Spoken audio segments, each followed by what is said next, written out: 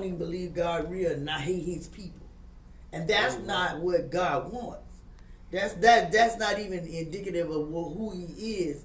Even when people hurt you, they scandalize your name, they do all manner of evil against you, you gotta walk through the love factor and not be so easily beset because they talk about me. Okay, they hating on me. Some people that be in your inner circle is telling you, I got your back, boo. I'm down like 4 flats, and then as soon as they walk out your presence, I hate them. I don't like them. I want to see their downfall, and they have to stay in your presence because that's what God is building you. He's molding you and shaping you. He's telling you if you can get through this, you can get through anything. Because when he allows us to go through those tests and these trials, because he know when we come out, we're gonna be like what? Pure gold. When gold is going through the it's being put in a pot, and gold looks dirty. Gold looks filthy till he pulls the draw off of it. And as he pulls the impurities out of the gold, and he begins to look for his reflection. See, when a goldsmith is doing the process of the metal, he's getting flames, he's getting all that stuff, that backlash from doing this. And then once he begins to pull the dross off and he's looking in the thing, when he sees his reflection. Now what your reflection is showing you who you are. It's exposing, because when you look in the gold, you're going to see the imperfections and you're going to see the flaws that's in your face. And you're going to say, and you're going to try to make that gold be pure. You make that gold, the harder it gets, the more purified the gold is. Now, if you've seen actual real gold, see this gold we got on right here. This ain't the real. It's a low quality. This a low quality. High quality gold is almost it's so dark. It's dark and it is very hard. It's not the flimsy kind of gold we get. Well, actually, not that it's hard. I think once they process it, it's a darker color and it's a softer, more pliable, more bendable. Mm-hmm. I had a bracelet that it was very came from Egypt. Yeah, it was very. It was a darker quality. And when I went to sell it, some people were like, "Oh, we don't want to touch it," because they're like, "Oh, we can't really do a whole lot with that," because of the purity of it. They didn't have the craftsmanship to do anything with it. Then I finally got it to a place where someone could value it. One of the things, though, that I am often interested in is the fact that we read scripture and then we fail to see ourselves in the stuff. Mm-hmm. We fail to see ourselves. And I kind of hate to say it this way. We usually only see ourselves as the hero in the story or the victim in the story. The victim that God's going to do something for and bring them out and just whatever. And these wonderful situations in which the person that was wrong or that's in the bad state doesn't have to do anything to get to where God wants them to be, in a sense. So you look at a Mephibosheth, and I'm kind of dating myself on scriptures because most people don't preach this anymore. Mephibosheth, who had something happen to him that wasn't his fault. Mm-hmm.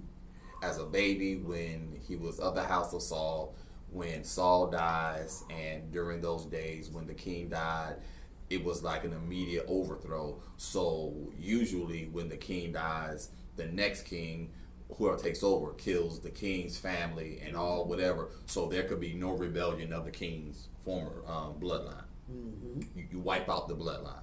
So in the haste to grab him as a baby out the crib and run, the maid servant grabbed him and dropped him.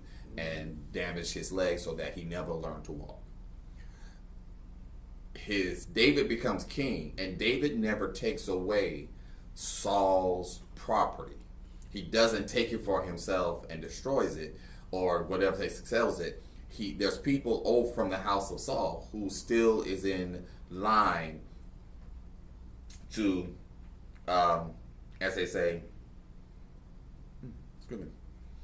they're still in line to take care of the property.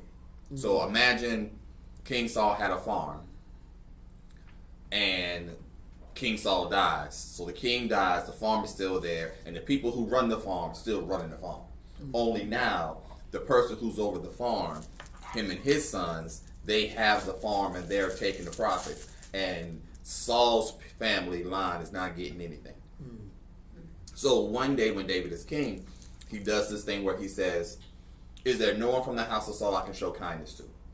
Mephibosheth gets it found out. The person who is running Saul's farm says, "Oh yeah, Mephibosheth, he's over here in Lodibar. He's in the projects in the hood, and some other person take care of him, and he's got like a one little spot in the corner somewhere, kind of in the wall, and that's where he lives and sleeps. He's in abject poverty. He doesn't eat unless somebody in there brings him something to eat, and he's in poverty. But he's the owner of all the stuff." And David says, "Bring me Mephibosheth," and they're afraid because they're thinking David is finally going to kill the line of Saul. Mm-hmm. And he's just like, "No, you're going to be like my son. You're going to eat at the king's table. You're going to be every day. You're going to eat with me every day. You're going to live here. We're going to take care of you. I got you." Matter of fact, where's his stuff? And the person who told King David where Mephibosheth was, and I'm getting the dude's name, but he's kind of thinking, hey, if David kills Mephibosheth, I keep this stuff and pass it down to my children. I just keep it. So David goes, since you were already on the property, you're going to make sure his money's right. All that money that he got all these years, you're going to put in his bank account. Y'all going to work the land since y'all eating off him anyway. Y'all going to work the land and make sure that his stuff is paid for, his harvest is good, his crops are healthy, his animals prosper, and if he ain't making money, I'm paraphrasing a whole lot. Ziba. If he ain't making money like he supposed to make money every year, it's you and your son's head. So when you hear these stories, like, yes, and God's getting ready to turn it around, and the people who was eating off your stuff going to have to give you back hundredfold, because the Bible says the thief be found, he must restore sevenfold, and we going to dance and bucking and shouting. And then the whole story, all we had to do is wait for the king to find favor in us and say, I'm going to remember that I made a promise to somebody back in the day, or an ancestor back in the day, and I got to show myself kindness to him. And now God is like, I remember when your great-grandmama prayed for you. And then we get to the stuff, we're like, yeah, my grandmama loved the Lord. She was always in church and came all went to the church. And we shout, dance, and run. And in the story, we ain't did nothing but live. Live badly, live horribly. And now God had turned it around. Which is good in some cases. But what those types of messages have done for us is given a lot of us this mentality of God gonna do it, I ain't gotta work.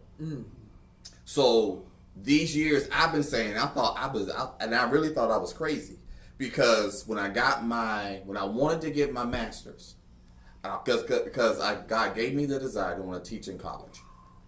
I'm like, I think I want to teach college kids now. I'm kind of getting stale with the elementary scene. And God's like, all right, go get your master's. I heard him playing. It's like, no, Lord, because I have been preached to so much. You can give me the spot without me having to do the work.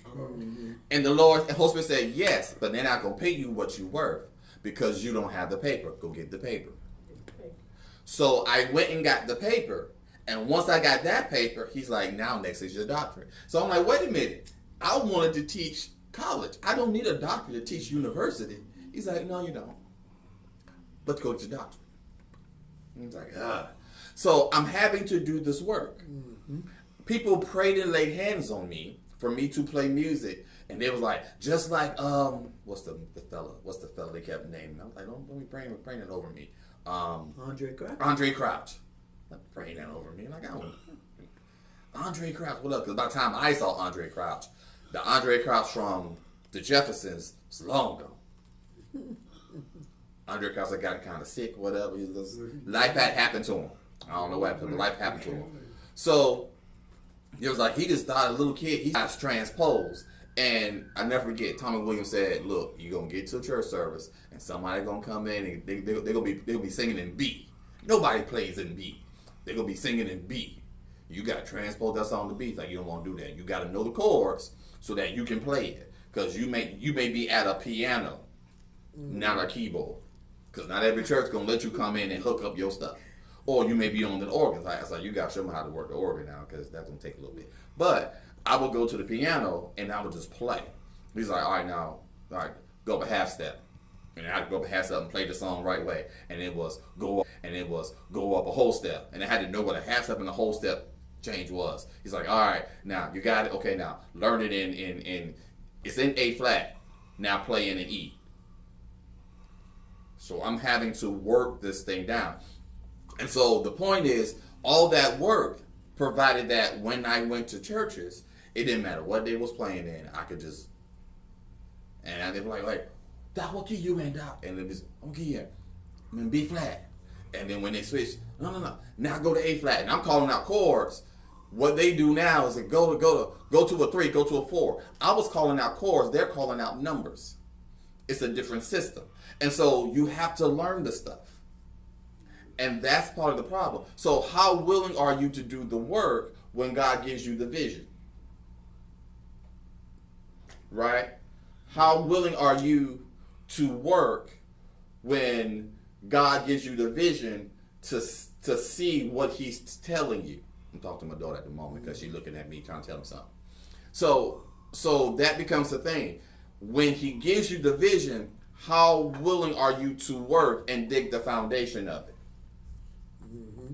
And that becomes key for a lot of us. So when we are sharing messages talking about breaking up your fallow ground, last week I was going, what did he tell you?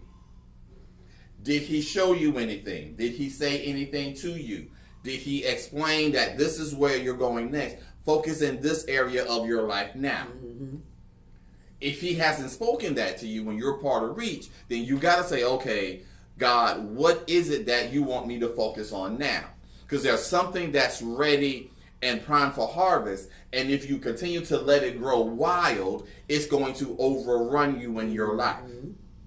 Or it will grow wild and it's going to be even that much more harder to get into it. So think of, and I'm throwing out a bunch of scriptures. Think about in Genesis where God shows Abraham Canaan. And he tells him, you can't go possess it now because the land is too big for you. You are of a small number. The land's too big for you. It will overrun you.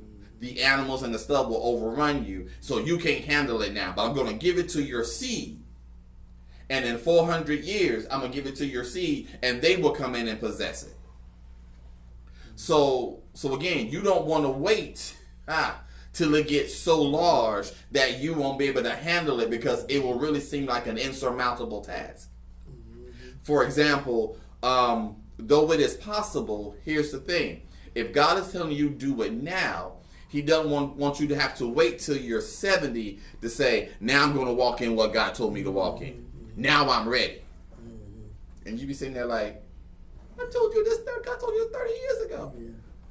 Why are you waiting? Because it's fear of man and fear of what people are going to say and fear how people are going to react to you. Because when you show out and do crazy stuff, people don't want to receive from you because, or you feel in your heart that people don't want to receive from you because you act a donkey all your life and nobody wants to, people say, I want you to be real. If you ain't God, I want you to be real. You can be real. You can be real and you can have all your flaws and all. And guess what?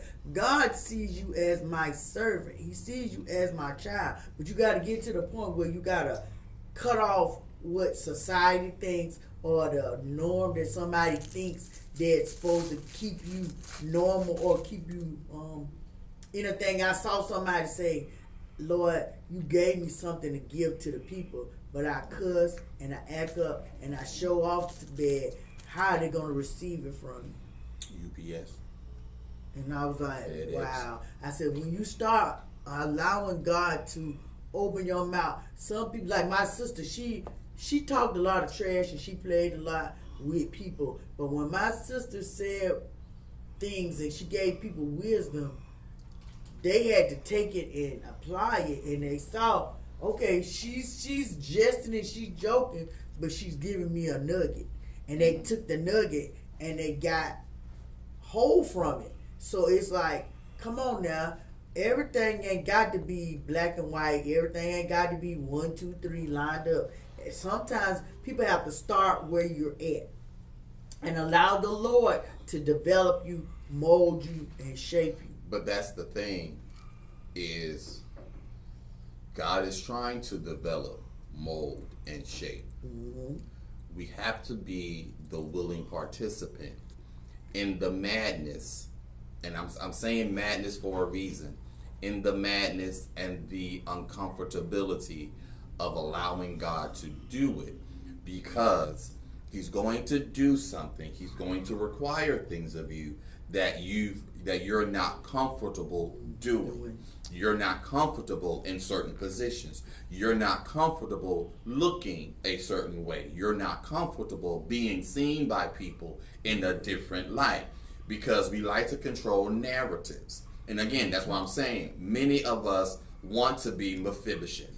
Or we not want to be him in a sense, but we go, yep, see, people, it's someone else's fault that I'm handicapped the way I'm handicapped and I can't do for myself like I want to do for myself. It's not my fault. And this and the third. But we never see ourselves as the handmaid, the nursemaid, who in the hurry to run to protect, I hurt someone. Someone was hurt while they were in my hands, in my care. It was my job to protect you, love you, care for you, and I dropped you. And so therefore, they have to live with that the rest of their life.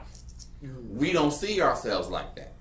Okay. We don't see ourselves as Lodibar, as a place where it's the hood and this ratchet and this and the whatever, and that's how my soul is in many cases. But there's something valuable, something of value in my soul, but I've handicapped it because I don't recognize the value of this person who comes from royalty.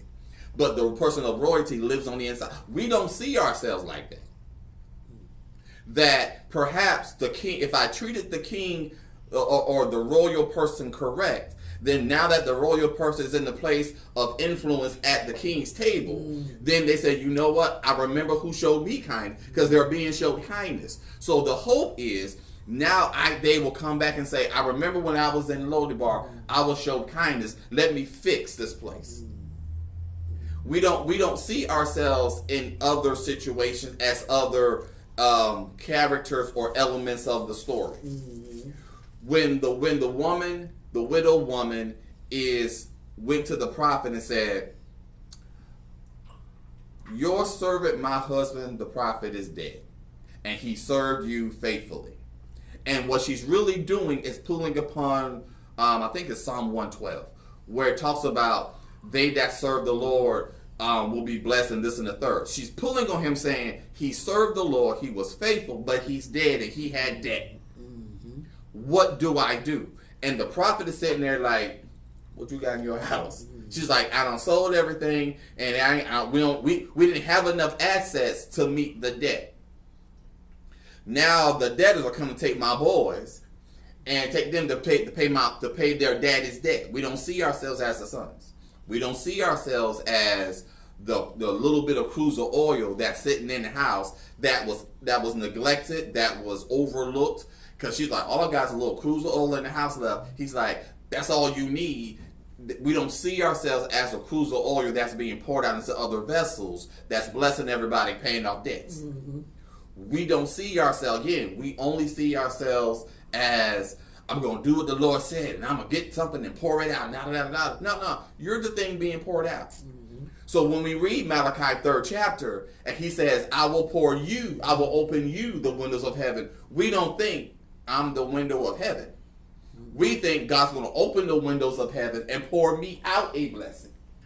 And we're thinking God's going to take something, open the window, and say, I see you right there. You ready for it? Woo, and pour it out. It's going to bust me in the top of my head. Like the song by Ken Jones. Really good song, by the way. I see your window over your head. we don't recognize, no, let's go back to how it reads. I will open you the window of heaven. You are the window of heaven that he's going to pour out to be a blessing. That's called overflow. I'm living in the overflow. No, you are the overflow. You're not just living in it, you are it. You're the overflow, which also means if I'm being poured out, then I need to be around others who are also being poured out so that we pour out in the overflow. I get overflow from them, and then they get overflow from me. So I got the system. We don't see it like that because we think we don't need nobody, and I can do it by myself. And God's like, you do realize that the way I bless you is through people. So I gotta use people to bless you. And if you stay away from people, you can't get no blessings. Amen. This is why your sowing don't work. When you want to sow, you go find a person to give to. So I need for you to have a circle of influence and not be afraid to connect with people. And yes, connecting with people sometimes can be messy. Connecting with people can sometimes be off. Connecting with people can sometimes be inconvenient. But God is like, I got to get you to be around people. And this is where I'm going to advocate again. Get your butt back in the house of God in your local assembly church. Because God is usually going to use people of like mind to see you doing what God has called you to do and help you along the way. Amen. It is, yes, watch this. Yes, God can and does use people secularly to get you what your local assembly can't get for you, can't do for you. You need a new car and there's no car dealer at your local assembly, then God can touch somebody's heart on the outside to get you what you need at a good rate and do you right. But if you got a local dealer in your congregation and y'all know them, can you help me get a vehicle? I don't need a brand new top of the line something. I just need something to get me from A to B that ain't gonna bust me in my head on this insurance or on these taxes or on this monthly payment. Can you help a brother out? Can you help a sister out? And they go, let me see what I can do. Then all of a sudden, they be sitting there at work and somebody trades something in, and all of a sudden the Lord's like, that's the one for brother, sister, so-and-so, and give it to them, and they're getting it, and whatever, like, check it out, let's clean it up, see what they got. And they say, okay, it's a good car, and this, or like some people would do, it was in a wreck before, so it's got a salvage title to it, so we're going to sell it to you like a salvage. We're going to fix it up a little bit, get it to you, and now that you got it, you're going to drive it. Now, it's not a brand new top of the line, but you said you just needed something to get you through. And now that you got something to get you through, here's something. They're like, it's perfect. And you go on about your business. And then somebody comes and says, I want to get my baby getting ready to go to college. I need to get them a car. And then they in college, I'm trying to drive back and forth. They need something to get back and forth while they're in school. Okay, then, so you know what? It's probably better. I know somebody over there. What school they going to? They going to be in Atlanta? I got a partner in Atlanta. They're going to do them right. Tell them go over here, check it out. And they can be a resource. But if you're not a part of the local assembly and you don't know these folk, then you don't know what they can do for you to help you out. So I'm saying that in all of this because God uses people to bless people. Galatians says it very plain. And it says something like, do good unto all men, especially those who are of the household of faith. Which means, if we are of the same household of faith, I shouldn't be trying to bust you over the head to get my next blessing. I'm not saying you can't handle it. It's just on my heart to show some kindness to a person. Will you let me do it? And they were like, well, I said, because this is what happens. Because I give and I sow, God blesses me. Sometimes when I go to the store, what I spend money for doesn't cost me what it costs everybody else. I usually catch the deal or catch a sale. Or what I want, the money's there for what I want, and I just go get it, and I don't think twice about it. I said, but oftentimes, because I give and I sow, it comes back to me in abundance. I said, just like the way that I got a check in the mail, and I didn't know what I was getting to. I got a good check in the mail from a company that said that we overcharge you, yada, yada, yada, this and the third. So here's your check. I said, so I was like, I'm enjoying it. I said, but I want to show some kindness. I said, so let me do this. She was like, well, it ain't working for me. I was like, but you don't let nobody give to you. I was like, to be a giver, I had to learn how to receive from other people. And I was like, now I'll give you an example. My father-in-law, since the time that I had my surgery and I was home every week, was coming through every week with a box from some church that he was going getting boxes from. Mm-hmm. And sometimes the stuff, and out of the box of stuff, maybe 3 or 4 items were things that I could use. Mm-hmm. And not really things that I wanted, but once I started wanting the juice, there's stuff there. Like there's fruit, and there's celery, mm-hmm. and there's other stuff, and there's a bunch of other stuff, and I'm like, ooh, they got salmon? Ooh, like, now I'm going to keep this. I'm going to go ahead and pass it. So some really good things. I said, I'm going to receive the blessing. Mm-hmm. It didn't look like it was the nice store-bought stuff, but it was good, nice stuff. I was like, I'm going to receive this blessing. My pride was like, don't receive. It's like, I'm going to receive this blessing, and I'm going to take out some stuff for me, and then I'm going to pass the rest to someone else. Mm-hmm. And that's what we've been doing. And we still keep doing it.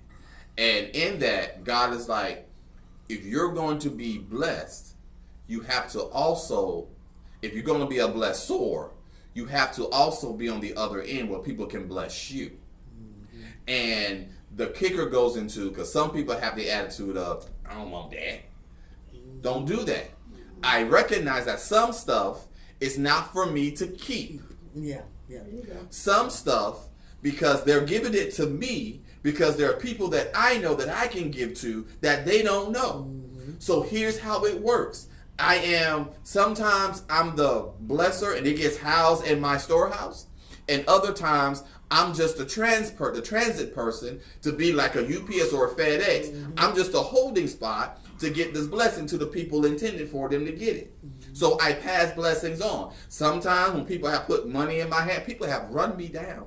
And it's like, I saw you, the Bank of America, and I came by, and I went because the Lord gave me a dream and said, give you this amount of money. Mm-hmm. Hey, God bless you, appreciate it. And then get here and count the money and like, okay, all right.